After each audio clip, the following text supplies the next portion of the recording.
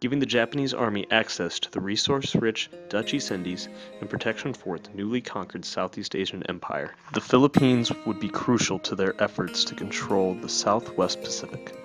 The only thing that stood in their way was General Douglas MacArthur and 80,000 U.S. and Filipino troops, but the Japanese decided to act anyway. What ensued was the largest surrender in United States military history.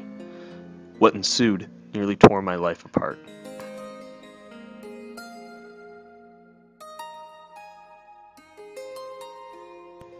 The Japanese attacked the island of Luzon at the Bataan Peninsula in the early months of 1942.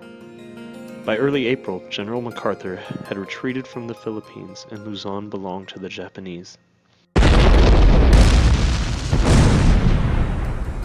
As he fled, MacArthur vowed that he would return one day and liberate the island.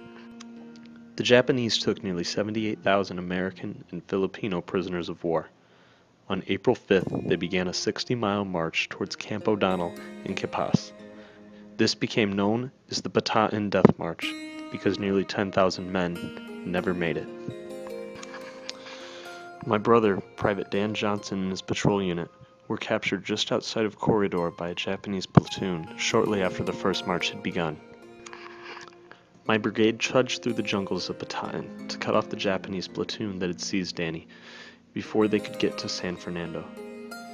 If we did not reach them in time, they would be shipped off at the railroad station to Camp O'Donnell, and we would likely never see them again.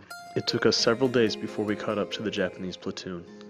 When we spotted them, we hid in the jungle plotting our strike and watched them from afar. However, we were shocked to see the Japanese soldiers humiliate and mistreat our comrades. They beat and stabbed those who fell behind or were too weak to walk. Little food was given to the soldiers, and water had to be taken from puddles in the ditches and mud. The platoon of Japanese troops was small but fierce, unwilling to surrender to us and fighting until their very last man had fallen. As we rescued our imprisoned allies, some were too weak to move and had to be carried back to camp.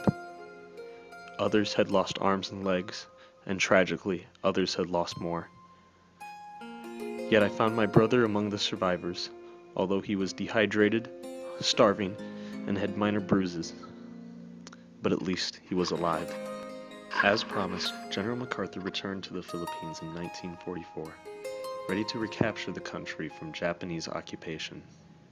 On July 5, 1945, he declared that the Philippines had been liberated and began seeking out all of the survivors from the Bataan Death March that he had surrendered 3 years previously.